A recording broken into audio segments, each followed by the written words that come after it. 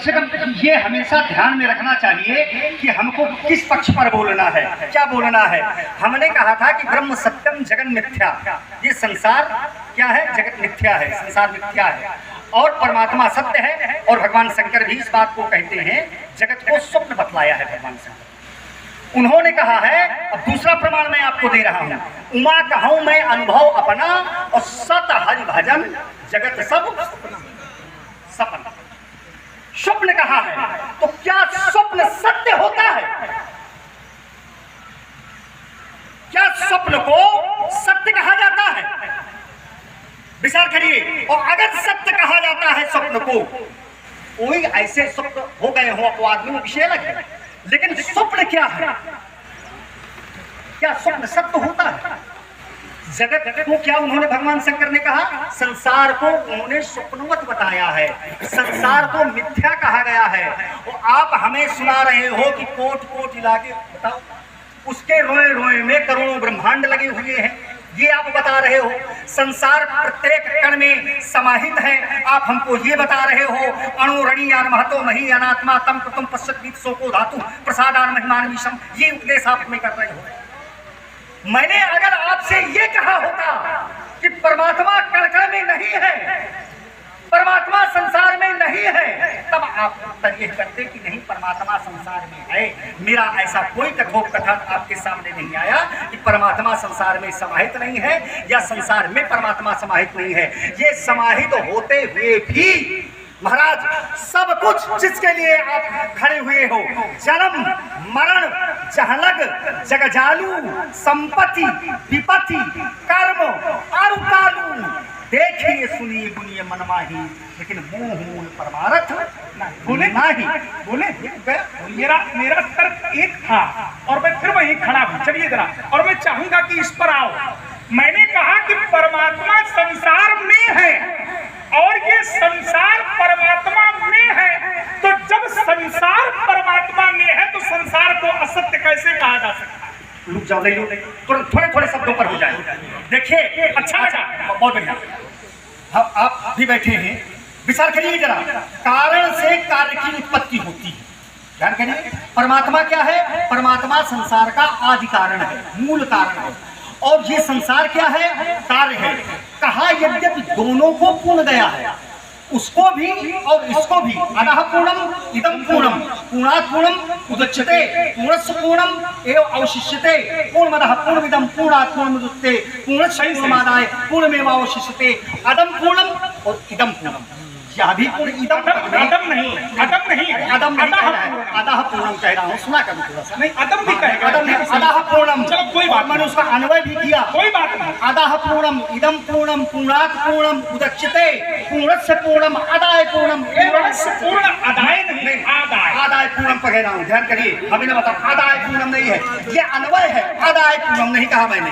तो समझो, केवल ये ना करो कि हम ऐसा कह देंगे तो दो लोग बैठे सही लोग ना, जैसे हम ऐसा सहन करना बड़ी अच्छी बात है। सहन मैं सहन कर रहा हूँ, लेकिन उसको बहुत अच्छी तरह से सार गर्भित चर्चा करो, जहाँ हम चर्चा कर रहे हैं।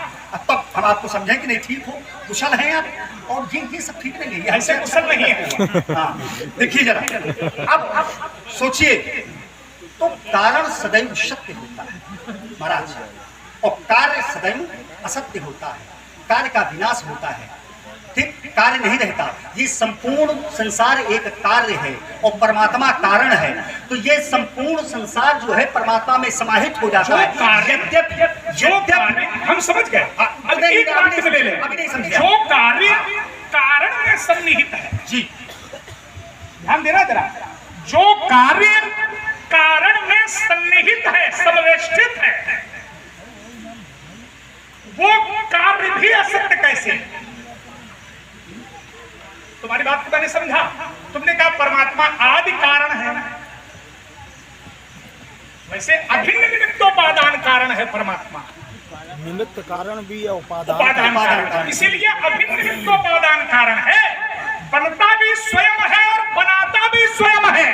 जब वो बनता भी स्वयं है और बनाता भी स्वयं है, तो जो बना है वो असत्य कैसे? आप सोचिए जरा, कैसे है? तुमने कहा स्वप्न, इसको भी ले लें, उमा कहूं मैं अनुभव अपना, सत हरि भजन जगत सब। और मुझे बड़ा आनंद मिला क्योंकि ज्योतिष का एक जानकार व्यक्ति यहाँ बैठा है, और ज्योतिष वेद भगवान का नेत्र है। जरा ज्योतिष में आइए और ये पता करिए कि कौन से स्वप्न सत्य होते हैं और कौन से स्वप्न मिथ्या होते हैं। ध्यान दीजिए जरा, तुमने कहा अपवाद नहीं है। ब्रह्मरात्र में जब भी जीव सोएगा और जितने भी सपने देखेगा वो सारे सपने सत्य होंगे। ध्यान देना और समझ गए सभी श्रोताओं को धन्यवाद। समझ गए, ज्योतिष कहता है कि ब्रह्म मुहूर्त में जो स्वप्न देखा गया है वो स्वप्न सत्य होता है, और एक नहीं। तुमने कहा जो ऐसे नहीं, ऐसे कैसे भी थोड़ा पढ़ते जाओ। बिल्कुल, सुनो मां तुम्हें दीख अस सपन सुनाओ कोई, और सुंदर गौर सुविप्र बर अस उपदेशो। क्या देखा? तपबल रचई प्रपंच विधाता, तपबल विष्णु सकल जगत्राता, तपबल शंभु करे संघारा, तपबल शेष धरे महिभारा, तप आधार यह सृष्टि भवानी, तो करो जाई तप अस जी जानी। अब एक सपना और है, आप वो भी बताओ। हालांकि चरित्र में नहीं है, लेकिन अगर कल्प भेद के आधार पर उस कथा को ले लिया जाए तो छोड़ दिया। जरूरत क्या है? कोई जरूरत नहीं, जरूरत नहीं। आइए, जरूरत नहीं। अच्छा देखिए, काफी ज्यादा आपने घुमाया, काफी ज्यादा घुमा ये रहे तो हैं। आदत है तुम्हारी। खाली हमें बता दे, ये बताओ आप इस स्वप्न की खाली परिभाषा करो। आप स्वप्न किसे कहते हैं? स्वप्न की परिभाषा करो। स्वप्न किसे कहते हैं? स्वप्न क्या है? सब जब हमको स्वप्न, जब आप ये कहें, मैंने एक शब्द आपके सामने दिया था महाराज, हमने क्या कहा था कि कुछ जिनको योग निद्रा प्राप्त है या योग निद्रा के माध्यम से वो सब कुछ जान लेते हैं, जैसे योगी सब कुछ जान लेता है। लेकिन ये सामान्य लोगों पर यह बात नहीं लागू होगी। जैसे विचार करिए, जो सपने सिर काटे कोई तो फिर जागे, जैसे स्वप्न में आपका सर कोई काट ले, स्वप्न आप हैं सो रहे हैं, स्वप्न देख रहे हैं, और स्वप्न में आपका सर कोई काट ले, सोचिए जरा, तो क्या निद्रा में भी कट जाएगा? वो सत्य हो जाएगा? ये सत्य है? बिना जागे उसको दुख दूर ही नहीं हो सकता है। ध्यान करिए, तो ये जो स्वप्न है, स्वप्न की क्या परिभाषा है, स्वप्न किसे कहते हैं, मैं अपनी बात नहीं पढ़ूंगी। प्रश्न बहुत का प्रश्न नहीं है, प्रश्न ही नहीं है। स्वप्न किसे आप ऐसा घुमा रहे हो, कह रहे हो स्वप्न सत्य होता है, ये आरोप न लगाओ। आपने कहा, और ये सैद्धांतिक प्रमाण है। योस्मात् परस्मात् परस्तम प्रपद्ये स्वयं भुवम्। कहीं न कहीं इसमें सत्यता है कि ब्रह्म रात्र में देखा गया स्वप्न सत्य होता है। अब तुमने कहा कि स्वप्न किसे कहते हैं? स्वप्न किसे कहते हैं? ध्यान देना, स्वप्न किसे कहते हैं? निद्रा के समय प्रतीत की हुई अनुभूति ही स्वप्न है। बस आ गया विषय। आपने हमारी बात सत्य आप देखा, ऐसे न रोका करो। ये विधा रोकने की अच्छी नहीं है। चलिए है ना, सहजता से, ये कोई प्रतिष्ठा की बात थोड़ी है। सहजता से अपनी बात तुम तो अपनी बात मैं कहता हूँ, है ना। ब्रह्म रात्रि में स्वप्न का स्वप्न किसे कहते हैं? मैंने कहा दो रात्रियों में अनुभूति होती है, एक ब्रह्म रात्रि है और एक मोह रात्रि है। जब व्यक्ति भक्त बनकर ब्रह्म रात्रि में परिनिष्ठित होता है और जो स्वप्न देखता है वो स्वप्न सत्य होता है, और वो चाहे कोई भी देखे स्वप्न सत्य होता है। और जब वही व्यक्ति मोह रात्रि में शयन करके अनुभूति करता है तो वो स्वप्न असत्य होता है। तभी ज्योतिष शास्त्र के अनुसार ये सिद्ध किया गया है कि ब्रह्म मुहूर्त में देखे गए स्वप्न सत्य होता है। उसको सीधे नहीं काटा जा सकता है कि स्वप्न असत्य ही है, स्वप्न मिथ्या ही है। तब मैंने प्रमाण दिया था, सुनो मां तुम्हें दीख सपन सुनाओ तो देखिए, और वो सत्य हुआ। और देखिए जरा, मैंने कहा महाराज कि मैं कुछ सपनों को मैंने सबसे पहले अपने कथोपकथन में कह दिया था, मैं कुछ सपनों को नहीं कहता, क्योंकि जिनको योग निद्रा प्राप्त है या किसी कारणवश प्रत्येक कारण है तो स्वप्न सत्य हो जाना, ध्यान करिए, स्वप्न का सत्य हो जाना और स्वप्न सत्य होना, इन दो बातों में अंतर है। स्वप्न कोई सत्य हो जाए अगर ऐसा मान लो, लेकिन क्या स्वप्न सत्य होता है? तो स्वप्न की परिभाषा दी जा रही है आभाव लंबना वृत्ति निद्रा। जो निद्रा की ये वृत्ति है स्वप्न, यहाँ ज्ञान के अभाव की प्रतीति होती है। ज्ञान के अभाव की प्रतीति वहां है नहीं। जैसे आप स्वप्न में लड्डू खा रहे हैं उसकी प्रतीति आपको हो रही है। प्रतीति माने होता है आभास, जैसे आपने शब्द दिया था अनुभूति। तो अनुभूति जो है वो रजत सीप महाभास जिम जथा भानु करवारी और जगत मृखाते हो काल महु लेकिन भ्रम न सके। लेकिन ये अनुभूति सत्य भी होती है। कहाँ सत्य है? तुम कह रहे हो हम तो प्रमाण देंगे। तो सीधे सीधे काम किया कि कहाँ सत्य होती है। और देखिए अनुभूति होती है सत्य भी होती है। कब होती है सत्य? हमेशा अनुभूति असत्य थोड़ी है। आनंद की अनुभूति सदैव सत्य होती है। प्रेमानंद की अनुभूति सदैव सत्य होती है। ब्रह्मानंद की अनुभूति सदैव सत्य होती है। अरे महाराज प्रतीत की बात आप कर रहे हो जी, आभास हो रहा है या प्रेमानंद? मैं शब्द दे रहा हूँ। आप विषय बहुत जल्दी बदलते हो। नहीं, मैं शब्द दे रहा विषय हूँ। बहुत जल्दी आप बदल देते हो। ये हमारी आपकी चर्चा स्वप्न पर चल रही है और आप हम प्रेमानंद ब्रह्मानंद हम स्वप्न की ही चर्चा कर रहे हैं। तुरीयानंद और मैंने स्वप्न का प्रमाण दिया, उस पर आपका कोई उत्तर नहीं आया। ये देखिए उत्तर हो गई हमारी क्या बात। कहा? सुनो बात तुम्हें ठीक सपन सुनाओ। तो मैंने कहा ब्रह्मरात्र में जो स्वप्न देखे जाते हैं यह बात सत्य है। जो कार्य ब्रह्म कारण में परिनिष्ठित हो चुका है वो कार्य भी सत्य है। जैसे सांसारिक जितने भी कार्य हैं वो सारे कार्य असत्य हैं, लेकिन इसी संसार में परमात्मा के लिए किया गया कार्य सत्य है। सत्य है। ये पुरस्कार की श्रृंखला में मेला कमेटी अध्यक्ष देखिए जरा सूत्र तुमने पढ़ा था, ओम पूर्णमदः पूर्णमिदं पूर्णात् पूर्णमुदच्यते पूर्णस्य पूर्णमादाय पूर्णमेवावशिष्यते। इसी का दूसरा अंश है। एक और हो सकता है तुम्हारे स्मरण में हो, सभी लोग बैठे ध्यान देना। इसी का दूसरा अंश है ओम पूर्णा द्रव्य परापत सुपूर्णा पुनरापत वस्नेव विक्रीड़ा वहाई खनूर्जोम सत्तो। सत्य माना गया। क्या माना गया? परम ब्रह्म और कार्य ब्रह्म। ध्यान देना, कार्य कारण में जब प्रतिष्ठित होगा तो उस कार्य को भी सत्य ही माना जाएगा। इसीलिए भक्तों ने इस संसार में भक्त के आधार पर जितने भी कार्य समुच्चयों को एकत्रित किया है वो सभी सत्य हैं, असत्य नहीं।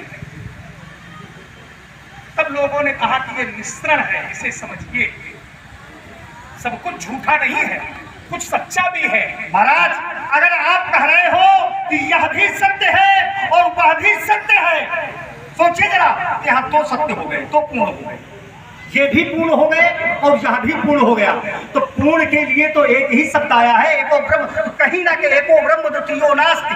तो पूर्ण संसार का जो अंतिम सत्य है उसको वेदांत में एक कहा गया है, उसी को कहा गया ब्रह्म सत्यम। तो तुमने अपनी बात काट ली। नहीं, पूर्ण मदाह पूर्ण मिदम। अदाह माने या और मिदम माने इदम माने या नहीं, अदाह माने यह वह इदम पद में सारी सृष्टि आ गई। वही अलगाव है कि नहीं? हाँ।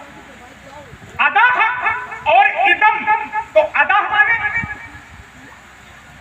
यह और इदम माने ऐसा है। उसी में हम उसको नहीं मान सकते। इसीलिए भक्ति सिद्धांत में सूत्र को स्वीकार नहीं किया गया। अब देखिए, मैं खंडन नहीं करता, मैंने पहले ही कह दिया था कि ज्ञानियों के सिद्धांत में ये बात उचित है, लेकिन जहां जहां भक्ति सिद्धांतों का प्रतिपादन हुआ है वहां इस सूत्र को स्वीकार। एक पहली बात आपकी, हमारी बात समझा करो। मैं समझ रहा हूं। मैं कह क्या रहा हूं? आप हमारी बात नहीं समझ पा रहे हो, हमें लगता है। भक्ति के ध्यान करिए, ये जो द्वैत का जन्म होता है, आप ध्यान करिए, विचार करो जरा। हमें लग रहा है कि आप नहीं समझ पा रहे हो और हमें बार बार आप कह रहे हो कि तुम समझा करो। क्या समझे हम? कुछ समझने लायक अगर आपके द्वारा बात आवे तो हम उसको समझें। आपने कहा भक्ति के सिद्धांत में ये भक्त लोग इस सिद्धांत को नहीं मानते हैं। तो भक्ति का सिद्धांत क्या है? क्या है भक्ति का सिद्धांत? भक्ति में अनन्यता नहीं है का? विचार करो। और अनन्य शब्द का अर्थ क्या होता है? अनन्य शब्द का अर्थ क्या होता है? 7 पश्चिम। जिस समय नारद जी ने भक्ति सूत्र लिखना प्रारंभ किया उस समय पहला सूत्र है नारद जी का, क्या है? 7 पश्चिम परम प्रेम रूपा भक्ति। परम प्रेम रूपा भक्ति है। और जिस समय प्रेम हो जाता है उस समय प्रेमी प्रेमी नहीं रह जाता है, प्रेसी प्रेसी नहीं रह जाती है, प्रेमी ही प्रेसी हो जाती है और प्रेसी ही प्रेमी हो जाता है। या यूं कह दूं कि भक्त भक्त नहीं रह जाता, भगवान भगवान नहीं रह जाता है, भक्त ही भगवान हो जाता है और भगवान ही भक्त हो जाता है, दोनों एकाकार हो जाते हैं। तो वहां क्या द्वैत है? क्या उसको असत्य कहा जाएगा?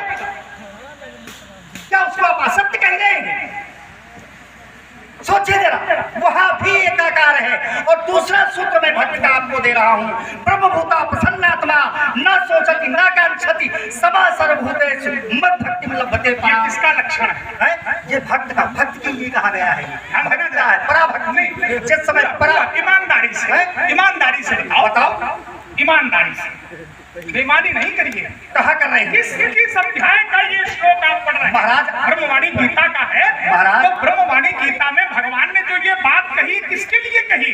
अरे किसके लिए? भक्त के लिए कही है। उन्होंने कहा ब्रह्मभूता प्रसन्नात्मा न सोचति न कांक्षति। हमने भी लिया है ना, हमें भी सुन।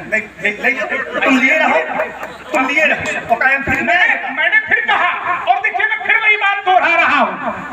और इस पर आप इसको छुइए, हमारा मन थोड़ी देर गेम खेलो, ये जो दी है और तुम ही नहीं दी हो उसको नहीं खेल रहे हो।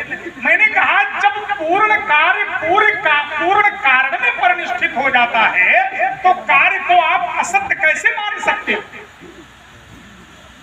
कई बार मैंने कहा स्वभाव में नहीं है वही बात दोहरा करके बार बार कहें, तुम कह लेते हो, हमारे स्वभाव में नहीं। मैंने क्या कहा? मैंने कहा कि जो संसार परमात्मा में परिनिष्ठित है तो भक्त ऐसे सिद्धांत को स्वीकार करके संसार को असत्य नहीं मानता।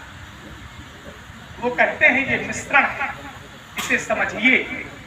संसार सत्य से भी बना है और यहाँ सब कुछ है। जड़ चेतन गुण दोष में विश्व कीन करतार और संत हंस गुण गहई पे परिहरि पाल अधिकार। कर्म तभी होगा जब तक संसार है, और अगर संसार नहीं है तो कर्म का कहीं कोई आधार नहीं है। अब अंतर इतना है कि कर्म के भी विभाग बना दिए गए। वेद में 3 कांड है, ज्ञान कर्म और उपासना। किसके लिए है? कहाँ है? किसके लिए है? तो अनुभूत के लिए ही ना है, तो प्रतीत के लिए ही ना है, तो प्राप्ति के लिए ही ना। कहने वालों ने कह दिया लेकिन मानने वालों ने नहीं माना। क्यों नहीं माना?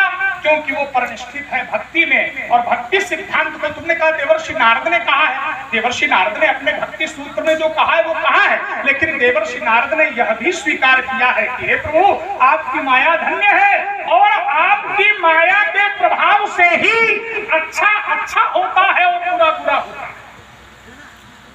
यहाँ अच्छाई भी है, बुराई भी है, सत्य भी है, असत्य भी है। अंतर इतना है जब परमात्मा में संसार को देखोगे तो संसार सत्य दिखाई पड़ेगा, और जब परमात्मा से अलग संसार को देखोगे तो संसार असत्य दिखाई पड़ेगा। जुड़ करके देखिए ना, और जो लोग जुड़ करके देखते हैं वो संसार को असत्य नहीं मानता। परमात्मा में संसार को असत्य मानना ये भक्ति सिद्धांत का सूत्र नहीं है। तब मैंने कहा था अलग अलग मत है, अलग अलग दृष्टांत, और तुम्हारे सूत्र पर मैंने अपना एक सूत्र दिया था। इस पर तुम्हारा क्या चिंतन है? देखिए जरा फिर से आइए। अरे महाराज मैंने कितने उदाहरण आपको दिए। क्या जो भक्तिमय हो जाता है या ब्रह्मविद हो जाता है या पराभक्ति को जो उपलब्ध हो जाता है तो क्या वो संसार से उसकी आसक्ति हो जाती है? संसार को शब्द तुम दे रहे हो, दोनों शब्द अलग अलग है। क्या अलग अलग? भक्तिमय और ब्रह्मविद। अच्छा भक्तिमय जो है ब्रह्मविद नहीं होता। हमारी भी तो सुनो, सुनाओ। ब्रह्मविद और भक्तिमय हमने पकड़ा तो तुमने तुरंत मार्ग निकाला कि क्या भक्तिमय ब्रह्मविद नहीं होता है? होता है। तो कहे शुद्ध देव होता है, लेकिन हर व्यक्ति जो भक्ति में परिनिष्ठित है वो ब्रह्मविद नहीं होता। वो नहीं जानना चाहता। क्या बोल रहे हो? हम जो बोल रहे हैं क्या क्या क्या क्या जो जो भक्तिमय है, भक्ति में जो परिनिष्ठित है, जो भक्ति में परिनिष्ठित है और जो ब्रह्मविद है, दोनों में अंतर है, दोनों अलग अलग। ब्रह्मविद अलग है और जो भक्ति में परिनिष्ठित है वो अलग है। अच्छा, ब्रह्मविद और भक्ति को अलग अलग थोड़ा सा, ये ब्रह्मविद क्या है और भक्ति क्या है, इसको तो अलग कहने से थोड़ी होता है। ब्रह्मविद का मतलब ब्रह्मविद क्या होता है? ब्रह्मविद का मतलब ये होता है ब्रह्म को जानने वाला। और भक्ति में ब्रह्म को नहीं जानता क्या? क्यों भाई? सारे दिव्य लोग क्या भक्ति में, उससे तो संसार की कोई वस्तु ही नहीं रह जाती जो ना जान पाए। भक्ति में तो सब कुछ जान लेता है। जिस समय भक्ति में आरूढ़ होता है तो मैंने आपको एक सूत्र दिया था कि सब कुछ, संसार की कोई ऐसी वस्तु नहीं है जो भक्त ना जानता हो, सब कुछ जान लेता है। तो क्या अगर ब्रह्मविद जान लेता है सब कुछ, तो क्या भक्ति नहीं जान पाती? और आपने एक बात कहा, केवल हल्ला मचाने से काम हो सकता है। कहा नहीं, एक बात कही। रुक जाओ महाराज, सर्वनाम तो सही सही नहीं। अच्छा, आप ये सर्वनाम सर्वनाम संज्ञा सर्वनाम क्रिया क्रिया विशेषण का प्रयोग तो सही किया। विशेषण के कितने भेद लिखे बच्चे? रुक जाओ, ठीक है, मैं पढ़ा लिखा। चलो, मैं पढ़ा लिखा। रुक जाओ, चिढ़ाते हो, चिढ़ते नहीं है हम, केवल इतना हमको बता दो। करो नहीं, हम सब बताएंगे। थोड़ा सा तुम जो है कुछ नहीं, कोई बात नहीं हमने कही अभी तक, कोई बात नहीं कही है। और न कोई आपसे प्रश्न किया है मैंने, और न कुछ किया है। और काफी लोगों ने कहा कि संज्ञा सर्वनाम का प्रयोग किया। चलो कोई बात नहीं। अच्छा, अभी बाकी थोड़ा जाया करो। अब का ये हल्ला मचाते हो आप? हमें खाली इतना बता दो, आपको काफी लोग समझते भी हैं कि नहीं बहुत अच्छा है, बहुत बढ़िया है। खाली ये बताओ, इससे तुम्हें ईर्ष्या? नहीं, ईर्ष्या नहीं है, ईर्ष्या नहीं है, ईर्ष्या नहीं है। आप जो अब तुम यहाँ आ गए हो, ये भी तुम्हारे मुंह से भी हल्ला कि लोग हल्ला नहीं, हल्ला नहीं। थोड़ा सा रुक जाओ। मैं इसलिए कह रहा हूँ कि अगर आप लोग आपको अच्छा कह रहे हैं, हम तो मुस्कुरा रहे हैं, हम चिढ़का रहे हैं, लोग इसलिए केवल लग रहा है इसलिए कि ताली बजाती है, हृदय कांप रहा है क्या? हृदय कांप रहा है? कभी कभी मर्यादा से बाहर हो जाते हो महाराज। नहीं, जैसे इमोशन निकल गया हम कि ये लोग तुमको अच्छा कहते हैं तो हमारे इस प्रश्न का क्या पूरा हो गया? अगर हमने ये बात आपसे कही, चलो तुम हो जाओ सावधान, नहीं तो थोड़ा सा जाओ। चलो, इतना जल्दी नहीं है, बोलो इतना जल्दी भी कि नहीं है कोई। जल्दी अभी से भागने का प्रयास न करो, थोड़ा सा रुक जाओ। अब थोड़ा सा उसको देखने दो। संज्ञा सर्वनाम विशेषण सब आपने हमें बता दिया सब कुछ कि लक्ष्मण कम से कम संज्ञा सर्वनाम का तो प्रयोग किया करो। और लोगों को काफी लखाया भी, लोगों ने काफी आपका समर्थन भी कर दिया। इतना बता दो हमें कि विशेषण के कितने भेद होते हैं, विशेषण के कितने भेद हैं। आप हमें इतना बता दो, हम सबसे बड़ा आपको दूसरा पानी मान लेंगे। इतना खाली हमें अब तो बिल्कुल नहीं बताएंगे। बता दो हमें ना, विशेषण के खाली भेद हमें बता दो। इसलिए नहीं बताएंगे क्योंकि अब तुम संवाद में अब सुन लो। आप जब करते हो तो भूल चुके हो, आप जब करते हो तो ठीक है, आप करते हो देखो ये ठीक। जैसे हम पूछे संज्ञा के कितने भेद हैं, कहा कह दिया मालूम हमें है, बोलचाल की ऐसा नहीं है कि नहीं मालूम है, हमारा व्याकरण विषय है। तो बताइए फिर तो सकलम शास्त्रम, बताइए। मुझे लगता है बताइए। अब तुम प्रतिष्ठा लगा नहीं, ये नहीं है। तुमने कह दिया, सुन लो, तुमने अच्छे लोग बैठे, कम से कम ये तो ध्यान रखो कि क्या कह रहे हो। तुमने कह दिया कि अगर ये बता दो तो हम तुम्हें दूसरा पानी नहीं मान लेंगे। तो आप हमें कह रहे हैं? एक क्षण भाषा बदल गई, भाषा बदल गई तुम्हारी, इसी से हम सावधान रहते हैं। अरे नहीं, और मेरे स्वभाव में है, चलिए मेरे स्वभाव में है, ध्यान देना, स्वभाव में है। तुम्हारे मुंह से निकल गया कि अगर विशेषण के भेद बता दो तो हम तुम्हें पानी नहीं मान लेंगे। ये भाषा तुम्हारी बिगड़ गई। नहीं, बिगड़ी नहीं, बिगड़ गई, ईमानदारी से बिगड़ गई। इसलिए इस प्रश्न का उत्तर हम नहीं देंगे। अच्छा, ठीक। मैं नहीं दूंगा, इसलिए नहीं दूंगा। अब तो रुक तो जाएंगे, रुकेंगे तो थोड़ा सा न दीजिए उत्तर हमें न चाहिए, पर थोड़ा रुक भी जाया करिए आप। हम रुक जाते हैं आपके कहने से, थोड़ा सा हमारा भी सुन लिया करिए आप। आपने देखिए, मैंने कुछ नहीं अलग से कहा, आप बैठे हुए हैं और मैं ऐसी कोई भाषा का प्रयोग नहीं कर सकता और ना ही मैं शास्त्र सम्मत ही भाषा बोलता हूँ। जब आपने कहा कि कहा क्यों कह दिया, कम से कम संज्ञा सर्वनाम विशेषण का तो आप प्रयोग करो। तो हमने कहा आप केवल विशेषण के भेद हमें बता दो, तो आपने कहा हम नहीं बताएंगे, यद्यपि आप कह रहे हैं कि मैं व्याकरण का जानकार हूँ। तो आप चलिए छोड़िए व्याकरण, छोड़िए विशेषण नहीं पूछेंगे आपसे। और आपने कहा है कि व्याकरण का मैं जानकार हूँ, मुझे केवल इतना बता दीजिए आप कि व्याकरण के कितने भेद होते हैं, तो भी मैं आपको व्याकरण का जानकार मानूं। खाली व्याकरण के भेद हमें बता दें। अब इसका क्या मतलब है भैया? जो मतलब है अब इसका कोई मतलब नहीं, इसका कोई मतलब नहीं। हमें तो लग रहा कोई मतलब नहीं, इसका कोई मतलब नहीं। इसका मतलब ये बात, एक सुधी श्रोता बैठा है और उसके मुंह से निकल गया कि इसका मतलब है इंटरव्यू। नहीं तो ये भी अच्छा चलिए, व्याकरण के कितने भेद हैं ध्यान देना जरा। ये क्या क्या इससे सिद्ध करना चाहते हैं? नहीं मैं सिद्ध नहीं, क्या सिद्ध करना चाहते? आप कह रहे हो कि मैं व्याकरण का जानकार हूं। ध्यान रखो, संभाल के बोलो। आप कह रहे हो, मैंने नहीं कहा, मैंने गलत नहीं कहा, भाषा मैंने गलत नहीं कहा। तुमने कहा आप कहा, तो हमने कहा नहीं कही। तो तुम्हें सहजता में कह देना चाहिए कि महाराज जी बच्चे हैं, बच्चों से हो छोटी सी बात में सब निपटारा हो जाता। लेकिन हमारी इतनी छोटी सी बात पर तुम इतना चढ़ गए कि तुमने जो है हमसे विशेषण के भेद पूछ लिए और कह दिया बताओ, नहीं तो पानी का दूसरा अवतार मान लेंगे। तो ये जो भाषा, फिर तुमने कहा कि अच्छा व्याकरण के भेद बताओ, हम जान लेंगे कि आप बड़े विद्वान। इसका मतलब क्या?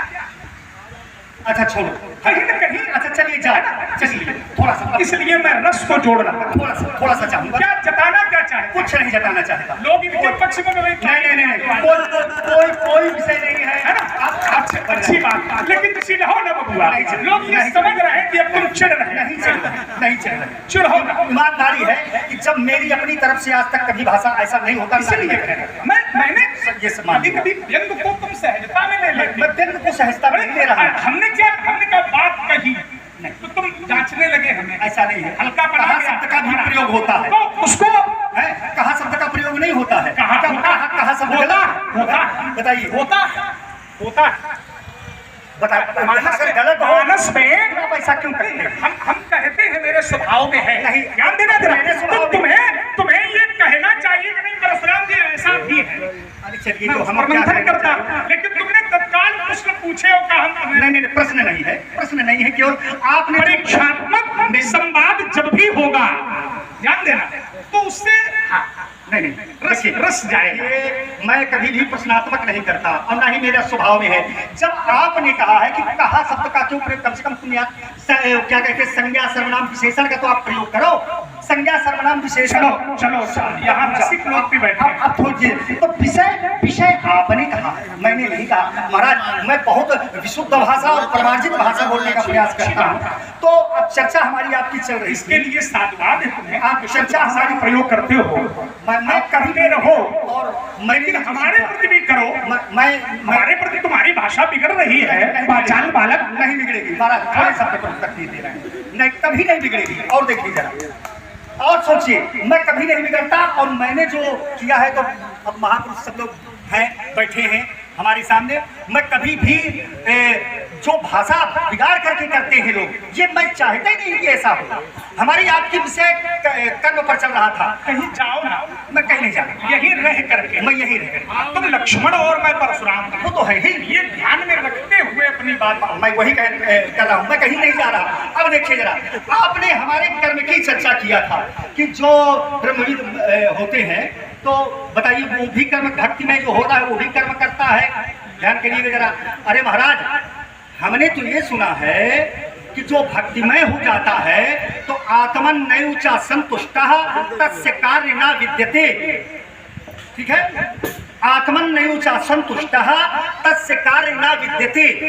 जो भक्तिमय होता है, ब्रह्मविद जिसे आप कह रहे हो, जब ऐसी स्थिति में साधक पहुंच जाता है तो तस्य कार्य न विद्यते। और इसी का अनुवाद किया गया है, ये ब्रह्म भूता प्रसन्नात्मा ना सोचती ना कांक्षति। वहां तो कोई क्रिया नहीं है, क्रिया आदि से सबको परे हो जाता है। ये संपूर्ण क्रियाएं, संपूर्ण शास्त्र, संपूर्ण धर्म वहां तक जाने के मार्ग हैं। और जब वहां पहुंच जाते हैं तो ये सब पीछे लगता है। विषय नाह मिहा की मंत्र बहिश्चावृत ये भियोन्या इच्छा कालेन विशुद्ध सत्वम। पुराण तिलक अष्टम स्कंद 3रा अध्याय। जिजी विषेना हम यहाँ मिया की मंत्र बहिश्चावृत ये भियोन्या इच्छा कालेन।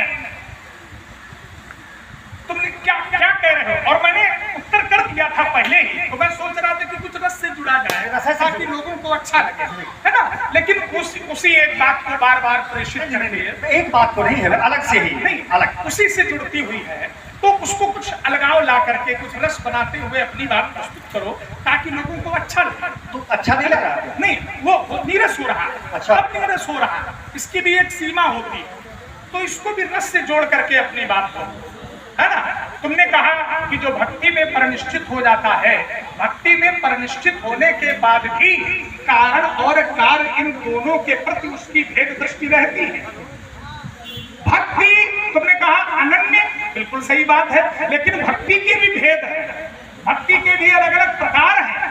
और जो व्यक्ति जिस प्रकार की भक्ति में परिनिष्ठित होता है, उस प्रकार की भक्ति का लक्षण उस भक्त में होता है। जैसे किसी ने कहा कि शुद्ध विषयिक तब पद रति हो, तो मोहि बड़ मूढ़ कहे किन। ये भी एक भक्ति है। क्या कह रहा है? शुद्ध विषयिक तब पद रति, रति माने शुद्ध विषयिक।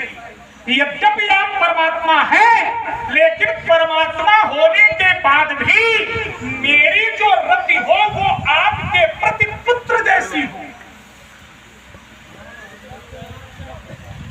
जल बिनु मन, जल बिनु धनी, बिनु मन जिम जल बिनु मीना। ध्यान देना, तो ध्यान देना, तो मम जीवन तिम तुम्हें अधीना। तो कहा शुद्ध विषयिक तब पद रति हो, मोहि बड़ मूढ़ कहे किन। पर यह दो शब्दों में रस में बनाते हैं। और देखिए जरा, भक्ति में परिनिष्ठित है वो, ऐसा नहीं है कि भक्ति में परिनिष्ठित नहीं है, लेकिन फिर भी आप उसके जीवन को देखो। कहीं न कहीं तुम्हारे परिवार का कोई व्यक्ति है, हमको दूर जाने की आवश्यकता थोड़ी है। इसीलिए कहता हूं कि सिद्धांत प्रत्येक नियम हर जगह नहीं लगता। जैसे किसी ने कहा कि सत्य बोलना धर्म है और असत्य बोलने के बराबर कोई पाप नहीं है, लेकिन एक महान आचार्य ने कहा कि अगर किन्हीं विशिष्ट स्थानों पर असत्य बोल दिया जाए तो वो सत्य से बढ़कर विशिष्ट में विशिष्ट। ध्यान देना जरा। तो आचार्य ने द्वादश स्कंद में प्रमाणित किया। क्या कहा? तो कहा स्त्रीषु नर्म विवाहे च व्रत्यर्थे प्राण संकटे को ब्राह्मणार्थे हिंसायाम नानृतम स्यात्। एक सूत्र को हर जगह लगा देती हो, प्रत्येक सूत्र हर जगह नहीं लगता, भेद हो जाता है, अलगाव हो जाता है। किसका? जो श्लोक पढ़ा, इसका अर्थ ये है स्त्रियों के लिए नर्म विवाहे च, स्त्रियों की प्रसन्नता के लिए विवाह में, अगर आप कन्या का विवाह करने के लिए जा रहे हैं और यदि आपको असत्य बोलना पड़ जाए तो वहां पर असत्य बोलने से कोई दोष नहीं लगता है। तो कहा स्त्री सुनर्म विवाहे च व्रत्यर्थे, व्रत्यर्थे माने अर्थ की प्राप्ति करने के लिए, प्राण संकटे, जब आपके प्राण संकट में हो, फिर कहा गो ब्राह्मणार्थे हिंसायाम, गौ और ब्राह्मण की हिंसा अगर हो रही हो और आपको असत्य बोलना पड़ जाए तो वहां असत्य बोलने से कोई दोष नहीं लगता है। नान्नतम स्यात् जुगुप्सितम्, अन्नतम माने असत्य बोलने से कोई दोष नहीं लगता है। लेकिन सिद्धांत क्या है?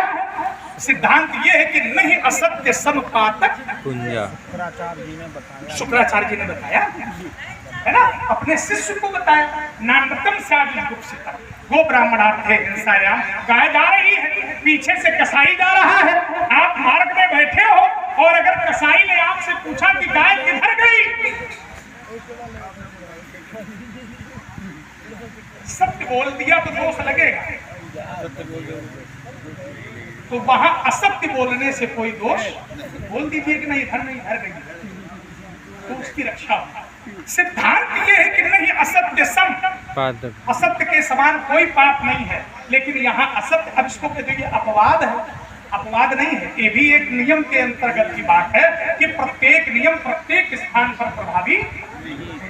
देखिए महाराज, तो मैं केवल आपसे इतना चाहता हूँ, आप बहुत अच्छा है, मैं ये कहता हूँ, लेकिन आप केवल मैं इतना चाहता हूँ कि जितना विषय होगी कोई कथा का मंच नहीं है। जब हम कथा के मंच पर होते हैं तब हमें सब कुछ कहने का अधिकार है, लेकिन अगर हम संवाद की धरती पर खड़े हैं तो जितना विषय वस्तु पर चोट की जाए तो मुझको ज्यादा अच्छा लगेगा। हमारा आपका सत्य और सत्य पर कोई ऐसा विषय नहीं था, हमारा आपका चर्चा भेद पर चल रही थी, तो आपने दो अर्थ लिया, आपने कहा भक्ति में भेद होता है, हमारा विषय ये था, सारे लोग बैठे हुए हैं, तो भेद आपने से देखिया कि भेद में भी भक्ति होती है, ठीक है, ये आपने चर्चा किया था।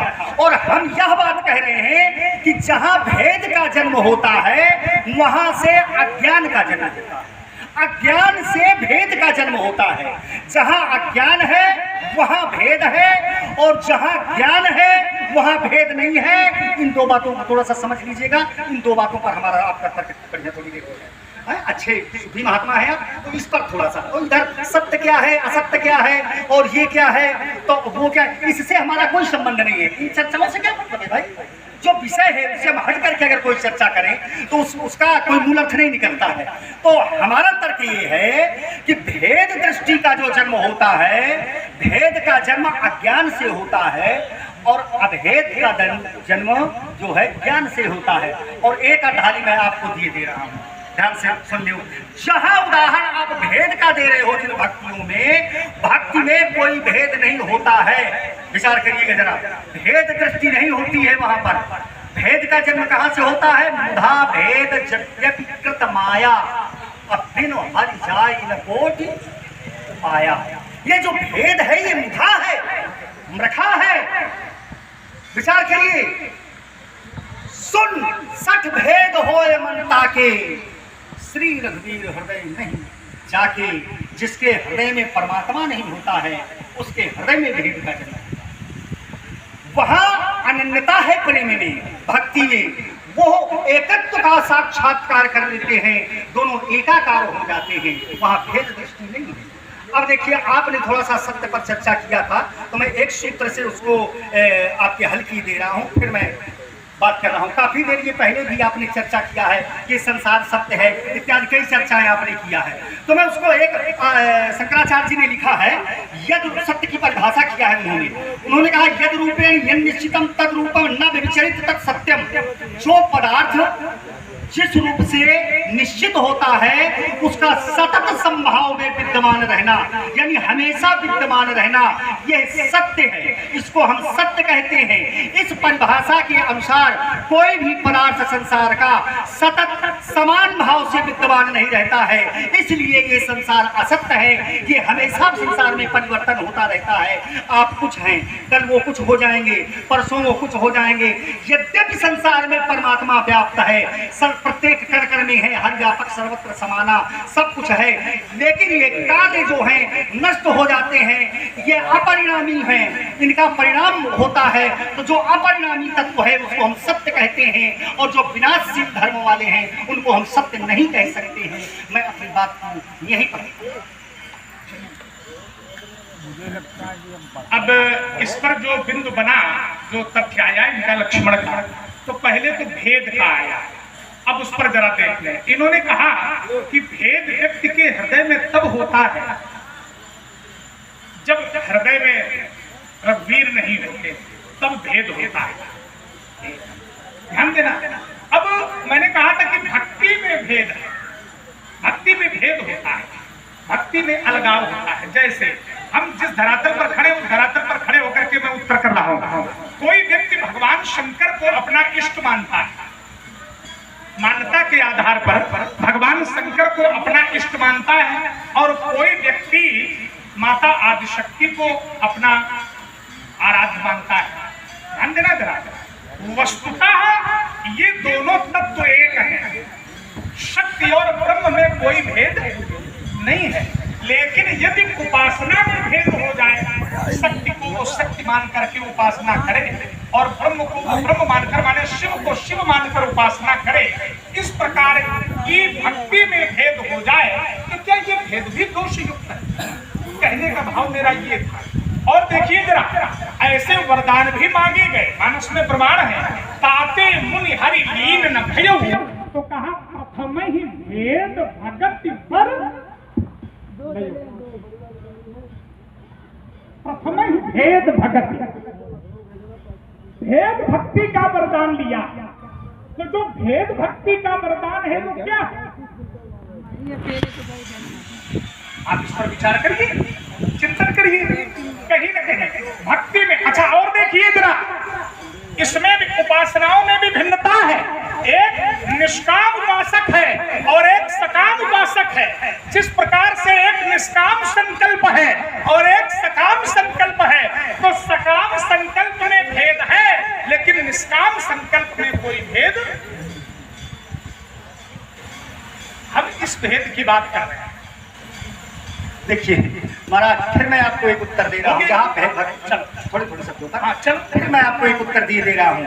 आप देखिए भेद का जन्म कहाँ से हो रहा है? क्रोध, मजेदार है।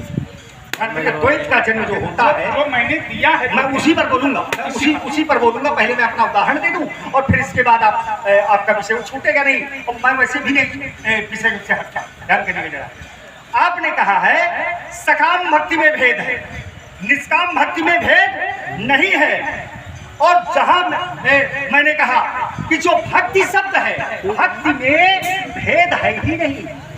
आप क्या समझते हैं भक्ति को भेद? और अगर द्वैत है, अगर भेद है तो प्रेम ही नहीं है, क्योंकि सिद्धांतों ने कहा है कि प्रेम गली अति साकरी तामे दो न समान, दो नहीं हो सकते। उसी लिए मैंने कहा था, जिस समय भक्तिमय हो जाता है जीवन, उस समय भक्त नहीं रहता, भगवान नहीं रहता, भक्ति ही भगवान हो जाता है और भगवान ही भक्त हो जाता है। दोनों मिलकर के एकाकार हो जाते हैं, ब्रह्मविद हो जाता है। वो परिपूर्ण ब्रह्मानुभव, वो ब्रह्म का परिपूर्ण अनुभव करने लगता है। और जिस समय ऐसी स्थिति पर पहुंचता है, यहाँ पहुंचता है, उस समय उसकी द्वैत दृष्टि जो है वहां पर समाप्त हो जाता है। वो थोड़ा शिष्टता है। सो जाने जेहि देहु जनाई, जानत तुम्हें ही हुई जाई। बस सही है। तुम्हारी कृपा तुम्हें ही रघुनंदन। तो कहा जाने ही भगत चंदन। इसको उपनिषद में वेदांत में कहा गया, स यो हवै तत् परमं ब्रह्मविद ब्रह्मैव भवति। जो सूत्र तुम पढ़ रहे हो कठोपनिषद में भी आया है, स यो हवै तत् परमं ब्रह्मविद ब्रह्मैव भवति। अब होता कैसे है? तो मैंने उसका एक प्रकार बताया था कि जो सगुणोपासक है और जो निर्गुणोपासक हैं, तो निर्गुण उपासना करने वाले लोगों के हृदय में भक्ति में भेद नहीं होता, लेकिन जो सकाम और सगुण साकार की उपासना करते हैं, उनके हृदय में जो भक्ति है, उस भक्त के स्वरूप में भी कुछ न कुछ कहीं न कहीं अब समझ। और देखिए जरा, वो भेद अज्ञान का नहीं। क्यों? भगवान नारायण ने कहा कि जिस प्रकार से भक्त कहता है ओम ईर सूर्य सहस्त्राशो तेजो राशो जगतपते। ध्यान देना, भगवान सूर्य को जब हम जल देते हैं तो एक बार एक ज्ञानी महापुरुष ने प्रश्न किया नारायण से कि ये जो जल सूर्य को दिया जाता है, अर्घ सूर्य को दिया जाता है, क्या ये सूर्य को प्राप्त होता है? तो नारायण ने कहा उस ज्ञानी भक्त से, पुराण की कथा है, उस ज्ञानी भक्त से भगवान ने कहा वस्तुतः उसकी दृष्टि में वो जल सूर्य को दिया गया, उसकी भक्ति में भेद है। वो पूजा सूर्य की कर रहा है, अर्घ सूर्य को दे रहा है, लेकिन जो अभियज्ञ मैं यानी अर्थात नारायण मैं परमात्मा हूँ, वो भले ही सूर्य को अर्घ दे रहा हो, लेकिन वो अर्घ किसी न किसी माध्यम से मुझे ही प्राप्त स्वरूप में भेद। और परमात्मा की प्राप्त वही, मूल तो एक ही है भाई। जैसे एक और जरा उदाहरण दे दें आपको, एक और देखिए जरा। वृक्ष एक है, उसकी मूल एक है, उसका तना एक है, लेकिन जब आप ऊपर की ओर दृष्टि डालेंगे तो ऊपर की ओर दृष्टि डालने में शाखाओं में भिन्नता होगी। तो शाखाओं को अलग अलग देखने वाला व्यक्ति क्या अज्ञानी है? ना, अज्ञानी नहीं है, लेकिन उसकी दृष्टि दूसरी जगह है, दृष्टि शाखाओं पर है। तब भेद है, ये शाखा अलग है, ये शाखा अलग है। लेकिन जब उसकी दृष्टि मूल पर पहुंचेगी तो जो शाखा में भेद देख रहा है वही व्यक्ति जब मूल का दर्शन करेगा तो मूल में वस्तुतः वो एक को ही। तभी कहा पुरुषा याद भी जाए परेशा याद भी बनी, याद भी जाए। तो क्या उन शाखाओं का दर्शन करने वाला अज्ञानी है? ये तो नहीं स्वीकार किया जा सकता। तब मैंने प्रमाण दिया था कि ताते मुनि हरि लीन न भयउ प्रथम ही भेद भगत बर। अब देखिए, आपने कहा कि भेद देखने वाला क्या अज्ञानी है, यद्यपि आपने इसको मौखिक रूप से प्रयोग किया और मैं आपको इसको थोड़ी सी टोली में इसका मैं आपको उत्तर की देता हूं और थोड़ा आगे का क्रम बनाता हूं। आपने कहा क्या वो अज्ञानी है? हाँ, अज्ञानी है, क्योंकि क्रोध की द्वैत द्वैत के बिना क्रोध की द्वैत का जन्म नहीं हो सकता है। अब बिना अज्ञान के द्वैत बुद्धि नहीं हो सकती है। ध्यान करिएगा, तो जो द्वैत है ये अज्ञान से जन्म लेता है। और आपने कहा कि साकार ब्रह्म की उपासना करते हैं, सगुण उपासक हैं, तो ये साकार क्या है? थोड़ा सा अच्छी चर्चा थोड़े में कर लेते हैं। ये साकार है क्या? साकार क्या है? साकार को आप क्या मान रहे हैं? भाई हमने तो सुना है कि आपके जो निराकार है वो साकार नहीं हो सकता है, तो साकार क्या आप क्या मानते? थोड़े सब क्या कह गए कि जो निराकार है वो साकार नहीं हो सकता? वो साकार नहीं हमने सुना। क्यों? इसलिए नहीं सुना है कि एक सूत्र मैं आपको दे रहा हूँ, एक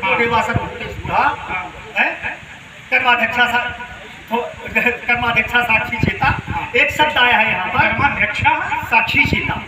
और देखिएगा, एक शब्द में आपका सर्वव्यापी सर्वभूतांतरात्मा, अंतिम शब्द में प्रयोग किए देता हूँ, केवलो निर्गुणस्य। केवलो, यहाँ एक शब्द है केवलो निर्गुणस्य, तो वो केवल निर्गुण है। तो ये साकार क्या? नहीं, केवलो निर्गुणस्य का क्या मतलब? केवल निर्गुण है, केवल सही केवल जो गुण रहित सगुण सोई कैसे। ध्यान देना, तो कहा जिम हिम उपल बिलग नहीं, जैसे तो कहा लेकिन फिर भी होता है, कैसे? तो कहा सो केवल भगतन हित लागी, तो परम कृपाल प्रणत अनुरागी। कैसे?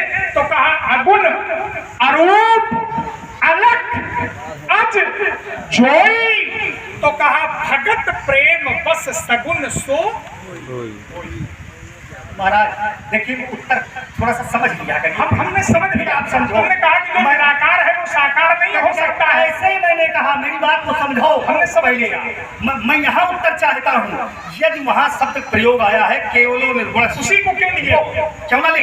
क्योंकि केवल शब्द का यहाँ पर प्रयोग है और क्या उसको सिद्धांत मान लिया जाएगा? नहीं, हाँ बिल्कुल, आप समझ रहे हैं? मैं भी जो प्रमाण दे रहा हूँ हमारी बात पर भी ध्यान दे दो, ध्यान दो।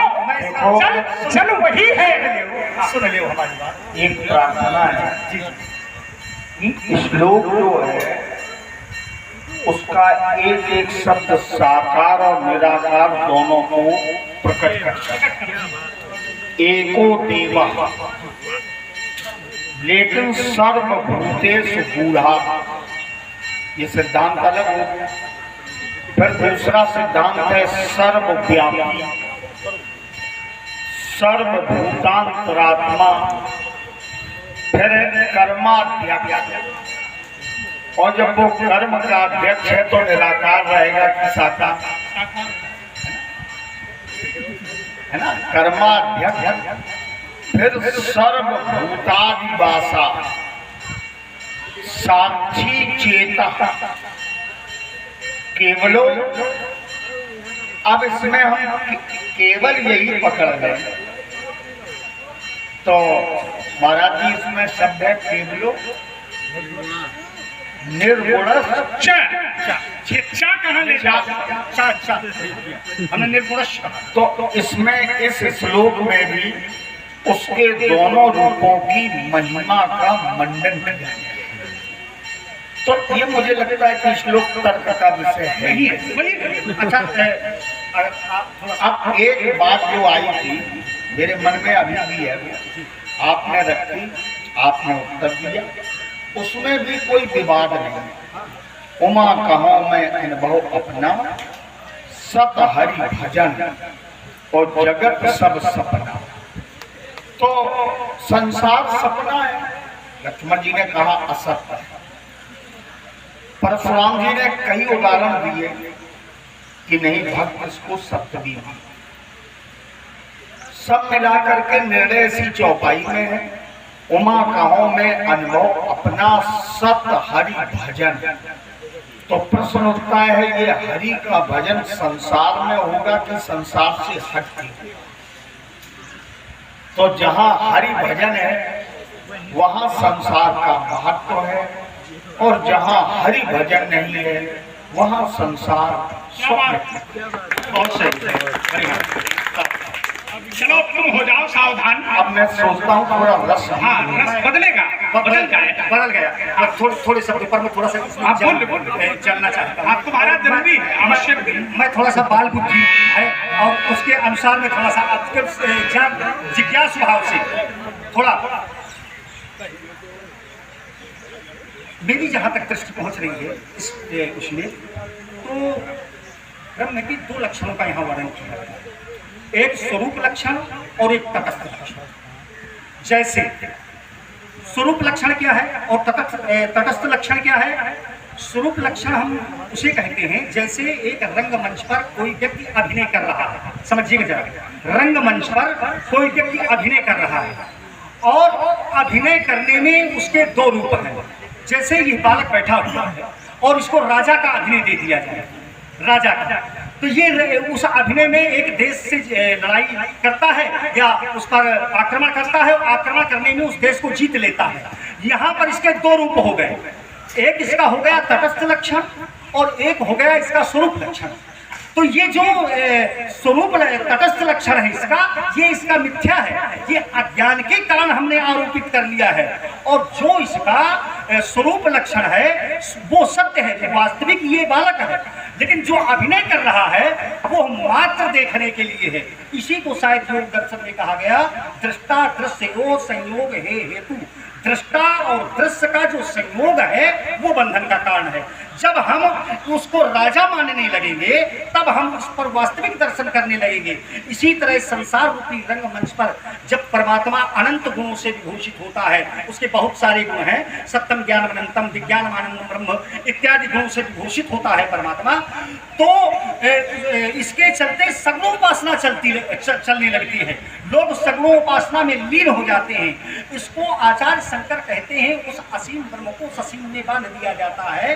उसको अज्ञान की दृष्टि से, मायिक दृष्टि से, जब लोग माया से जुड़े हुए हैं तब यह दृष्टि है, और जिस समय माया से अलग हो जाते हैं और ज्ञान में स्थित हो जाते हैं उस समय वह ब्रह्म के स्वरूप लक्षण को जान लेते हैं। तो ये जो दृष्टि है अनेक प्रकार के गुणों को गुण उसमें देखते हैं।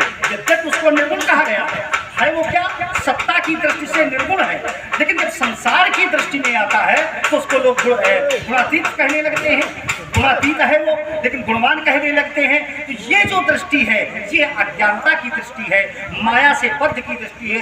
जब हम माया से बंधते हैं तब ये दर्शन होता है, और जब मायातीत हो जाते हैं तो शुद्ध निराकार हमको दिखाई देता है।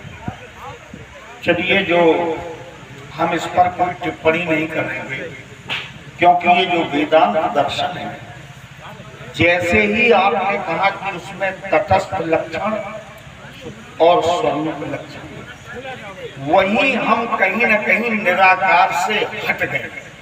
आकार में जहां लक्षण और स्वरूप की चर्चा हो गई तो निराकार से वो धरातल हमारा हट गया। निराकार को ही मानेंगे तो फिर संसार भी नहीं है, क्योंकि क्रिया रहित निराकार है और क्रिया सहित साकार। बस इतने ही भेद है, और इसी भेद को नहीं मानना चाहिए। इस भेद के चक्कर में नहीं पड़ना चाहिए। यही चाहिए। यही हमारी भक्ति है और यही हमारी असीम श्रद्धा है। और अगर भेद ही के चक्कर में पड़े रहे, माने निराकार और साकार के भेद में हम लोग न पड़े, बस तो फिर बेड़ा पार है। और इसी में पड़े रहे तो कुछ भी नहीं। हाँ, तो इससे पार करो, पार करो, इससे पार करो। भेद को जो है हटाओ, अभेद में पहुंचो। बल मिल गया तुम्हें? नहीं, बल नहीं मिल गया। चलो, अच्छी बात उनका तो बल है ही। हाँ, अच्छी बात है, साधुवाद। चलिए व्यास जी, एक बार ताल भी ठोक ले जरा, ठोक ले। क्षण आप बैठो। इसलिए शोर वंश में यह प्रसिद्ध था सहस्त्रबाहु, जिसका जहान में दूसरा जोड़ा था।